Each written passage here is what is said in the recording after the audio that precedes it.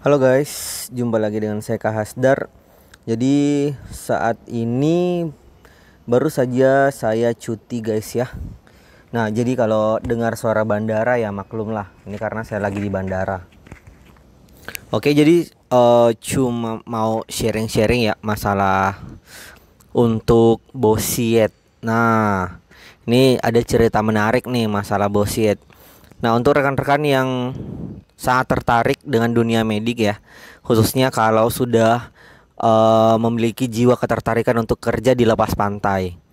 Untuk di lepas pantai ini memerlukan kualifikasi yang super duper lengkap. Nah, mungkin sebelum-sebelumnya di YouTube saya itu udah saya jelasin masalah kualifikasinya ya. Bisa saya ulang kembali, yaitu ada BTCLS. Gak usah saya sebutin kepanjangannya lagi ya, karena kita berkecimpung di dunia medik pasti udah tahu.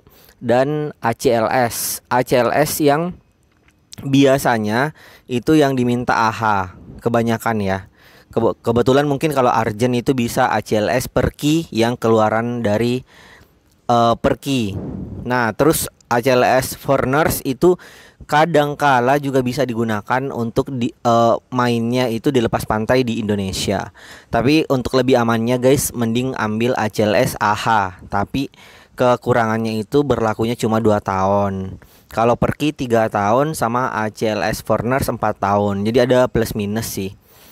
Nah setelah itu ada STR, Hypercase, dan Bosiet. Bosiet atau T-Bosiet. Nah kita jelasin dulu nih. Kalau untuk di Bosiet itu untuk perairan dingin dan bisa juga di perairan tropikal. Jadi bisa di dua alam. Apa sih perairan dingin? Perairan dingin itu di luar Asia. Bisa dikatakan di Eropa sana, di Inggris, dan dimanapun yang perairannya perairan dingin. Itu menggunakannya Bosiet. Tapi Bosiet juga bisa digunakan di perairan yang tropikal. Contohnya di Indonesia atau Asia. Jadi lebih amannya ngambilnya Bosiet guys. Terus kalau untuk T-Bosiet, kalau T-Bosiet ini dia hanya bisa di tropikal saja. Nah itu yang berbeda. Jadi tropikalnya itu contohnya di Asia dan laut-laut yang tropikal. Mungkin bisa lebih cerdas lagi nge-googling, cari yang mana sih laut tropikal, yang mana laut dingin dan sebagainya. Jadi untuk menambah wawasan. Oke guys, itu untuk pemanasannya ya. Nah, ketika kalian itu dilepas pantai, yang dibutuhkan itu, kalau kapalnya yang kamu tumpangin itu bergerak, otomatis itu memerlukan sertifikasi tambahan. Kita mengikuti pelaut, di mana memerlukan BST. BST-nya itu Basic Safety Training yang khusus pelaut. Lalu mengambil juga Siemens Book, buku pelaut. Kenapa sih? Nah, karena kita adalah kru dari si kapten. Kita harus mengikuti semua aturan dari kru pelaut itu meskipun kita medik. Itu aja sih perbedaannya ketika kapalnya bergerak. Oke, kita harus punya BST dan Siemens Book. Tapi kalau kapalnya enggak bergerak, kita hanya di rig, di lepas pantai, pengeboran, drilling dan semacam hal itu nggak mesti memerlukan BST. Nah, oke. Jadi untuk mengambil langkah ini perlu dimatangkan. Nah, kalau Kakak Star sendiri dapat rezeki ya, dapat rezeki untuk mendapatkan hal tersebut. Jadi rezeki kita itu jangan dipaksakan, guys. Kalau memang dapat rezeki ke sana ya udah diambil, dan kalau memang passionnya jangan dipaksakan, karena untuk mendapatkan jobnya itu juga susah-susah gampang, memerlukan channel, memerlukan uh, kelihayan, skill, dan jangan lupa skillnya skill bahasa Inggris itu perlu guys. Ketika kamu berkecimpung di dunia migas itu bahasa Inggris itu sudah wajib. Jangan serta merta bisa tapi pas actualnya itu nggak bisa, actionnya nggak bisa. Jadi nggak usah dipaksakan deh. Jadi ini sekedar intermezzo doang ya. Tempo hari saya mengajak teman saya bekerja di migas ya. Nah jadi saya sudah tanya, kamu bisa nggak bahasa Inggris? Ya udah diiyakan. Mungkin semoga mengatakan iya dia bisa lolos. Nah pas dia udah lolos, dia langsung kerja dihadapin dengan pasien-pasien yang notabene banyak bulenya. Ya udah, shock terapi sendiri. Jadi kalau memang kamu itu belum bisa, itu gak usah deh dipaksain, karena memaksakan sesuatu itu gak bagus. Itu doang sih yang gua maksud dan gua capture dari pengalaman-pengalaman pribadi. Oke, kita back to pembahasan. Jadi untuk pengambilan bauxite ini ada dua macam ya, ada opito dan ada non opito. Kalau untuk yang non opito itu maksudnya untuk kerja lepas pantai di area Indonesia saja. Nah, untuk jika mainnya itu opito, itu sudah bermain di area Indonesia atau di luar area Indonesia. Pokoknya itu bisa di semua negara kalau opito ya. Jadi tergantung sih kamu itu main projectnya itu di mana. Oke, silahkan dinikmati saja untuk suara-suara dari bandara itu ya guys, karena ini memang waktunya untuk cuti, jangan kerja lagi. Oke, dan lanjut. Nah, kalau untuk non opito itu biayanya lebih murah dibandingkan opito, karena untuk lisensi opito itu hanya beberapa tempat saja yang bisa. Salah satunya di Samson Tiara, terus ada Lautan Jaya Tenang, ada Woods Group dari Australia, dan ada di Batam. Ada juga di, kalau nggak salah, di STMC ya, di Bogor. Nah, pokoknya cuma beberapa itu doang yang punya lisensi untuk opitonya. Nah, jadi tergantung juga sih kamu lebih dekatnya di mana dan budgetnya itu lebih condong kemana. Nah, kebetulan sekarang untuk di Samson Tiara itu karena COVID ya, dia memberikan kebebasan untuk pembelajarannya itu bisa e-learningnya 2 hari lalu prakteknya sehari. Jadi bebas sih. Itu nanti hubungi masing-masing aja deh kontak personnya. Nanti kalau kamu mau kontak person bisa japri ke saya nanti ya. Nah, terus kita lanjut aja. Nah, untuk sebenarnya mau cerita pengalamannya aja ya, nggak usah langsung ke administrasi. Nanti silakan urus masing-masing. Pengalaman yang saya dapatin ya, jadi kita itu di bauxite itu ada beberapa tahap pembelajaran ya. Pertama, basic first aid. Jadi first aid itu untuk di offshore itu semua wajib bisa. Jadi bukan hanya medik yang first aid. Jadi semua personil yang naik ke lepas pantai itu harus bisa basic first aid.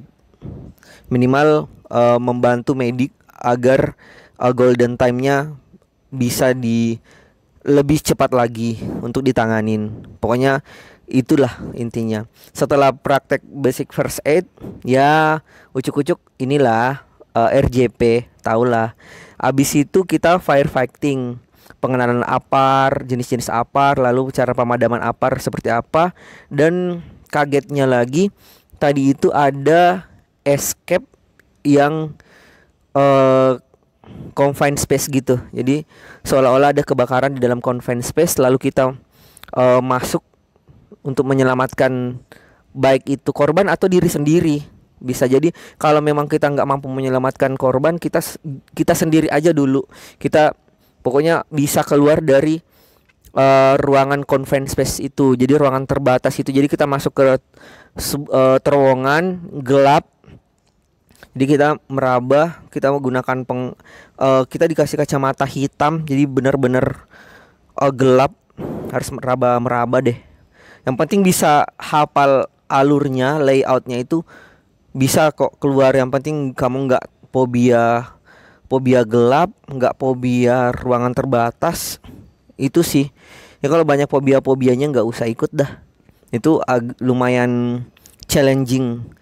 Nah, sebenarnya itu fungsinya adalah ketika terjadi kebakaran dan listriknya mati, otomatis kita harus meraba, mencium ada aroma atau mungkin merasakan dan melihat. Pokoknya itu dah, gunakan panca indera dah untuk melihat ada api atau enggak. Setelah firefighting, panas-panasan, itu istirahat, makan, sholat, dan ganti baju lagi, lalu cebur-ceburan. Nah, kalau cebur-ceburannya ini itu pertama-tamanya itu ada di pengenalan alat ya. Alatnya itu banyak macam. Pengenalan bajunya dulu, bajunya yang digunakan ada suite sendiri ya, suite sendirinya. Pokoknya baju anti dingin deh. Karena kalau kita itu sebenarnya benar-benar emergensi di air dan itu kebetulan airnya air dingin, itu hipotermi untuk danger yang terbesarnya. Nah, itu kita diberikan baju suit yang anti dingin. Terus dikenalin juga sama EBS, Emergency Breathing System.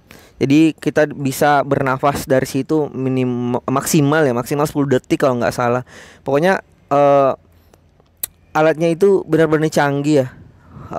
Nanti deh kalau lain lain waktu gua tampilin deh gambarnya. Cari doang lah di Google Emergency Breathing System. Dia sepaket sama suite itu, swimsuitnya untuk dipakai survival. Nah, dikenalin juga sama life raft. Terus ada Thames. Thames itu sejenis kapal untuk penyelamatan. Minimal kapal itu ada juru mudinya. Terus sekitar berapa orang doang yang bisa ya, 6 orang ya. Pokoknya kapal itu bisa rilis dari kapal besar atau dari rig, itu bisa dirilis. Namanya Thames. T Tango Eko Mama Papa Sierra gitu dah. Cari aja dah nanti. Mandiri deh kalian cari-cari. Nah, abis itu dijelasin apa itu life raft. Life raft itu juga sama kapal karet. Kalau kalian sering lihat BNPB cari-cari cari-cari orang yang tenggelam. Nah, dia gunakannya itu kapal karet namanya life raft. Nah, di life raftnya itu sendiri ada beberapa isinya itu ada obat-obatan, ada alat first aid, terus ada alat pemancar untuk mencari perhatian si rescue, sama ada makanan untuk bertahan hidup. Makanannya itu sejenis karbohidrat yang bisa cepat kenyang deh. Pokoknya alat bertahan hidup di situ. Biasanya di dalam life raftnya itu bisa bertahan 1 kali 24 jam minimal ya. Maksimal 3 hari dah yang dipaparin tadi. Pokoknya kalau punya referensi lebih lengkap boleh deh di komentar. Nah, habis itu kita dikenalin alat yang chambernya itu. Jadi chambernya itu mirip seperti helikopter.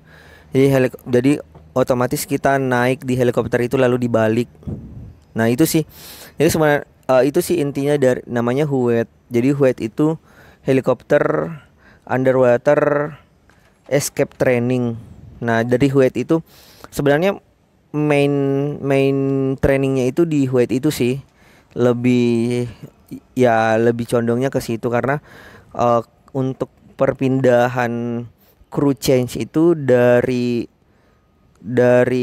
darat kita crew change ke rignya itu pakai helikopter. Nah, dari perjalanannya itu banyak hal yang terjadi. Jadi ketika ada cuaca buruk atau ada crash pada helikopternya itu bisa terjadi. Dia landing tiba-tiba, ditching di air, ditching di darat. Pokoknya apapun yang terjadi itu sudah diajarin cara meloloskan dirinya. Jadi banyak sih ilmu-ilmu yang bisa didapatin dari situ.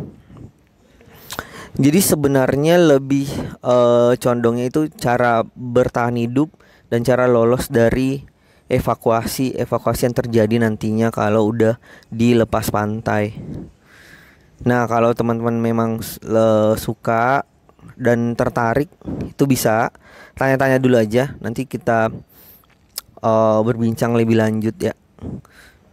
Nah, abis itu nanti kalau memang udah tahu penempatannya di mana, lebih ke laut tropikal atau laut yang dingin, mungkin bisa lebih spesifik ya, yang tadi saya jelasin. Dan itu tergantung dari teman-teman sendiri mau ngambilnya apa. Sama aja sih intinya.